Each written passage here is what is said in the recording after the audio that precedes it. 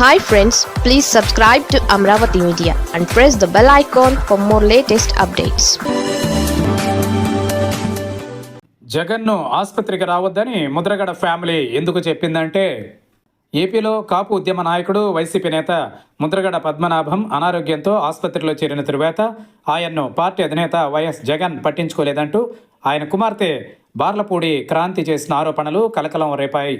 ముఖ్యంగా తన తండ్రిని రాజకీయాలకు వాడుకుని ఇప్పుడు ఆసుపత్రిలో ఉంటే పరామర్శించలేదంటూ ఆమె చేసిన వ్యాఖ్యలు వైసీపీని ఇరుకున పెట్టాయి. ఆ తర్వాత వైసీపీ నేతలంతా ఆసుపత్రికి క్యూ కట్టారు. కానీ జగన్ మాత్రం వెళ్లలేదు. దీనిపై ముద్రగడ కుమారుడు గిరి స్వయంగా వీడియో విడుదల చేశారు.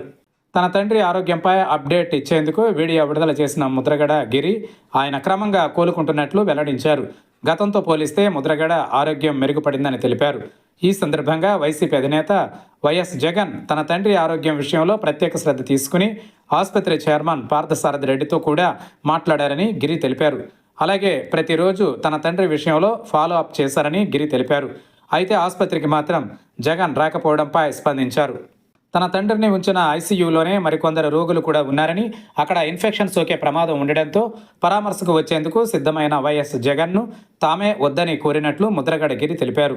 కావాలంటే ముద్రగడ కోలుకున్న తరువాత తాము వచ్చి వైఎస్ జగన్ను వచ్చి కలుస్తామని, లేదంటే కిర్లంపూడికి రావాలని జగన్కు సూచించినట్లు ముద్రగడ కుమారుడు వెల్లడించారు. దీంతో జగన్ ఆసుపత్రికి రావాలన్న ప్రతిపాదనను విరమించుకున్నట్లు గిరి తెలిపారు.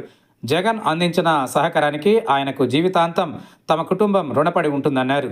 దీంతో జగన్ ముద్రగడను పరామర్శించకపోవడం వెనుక ఉన్న కారణం స్పష్టమైంది.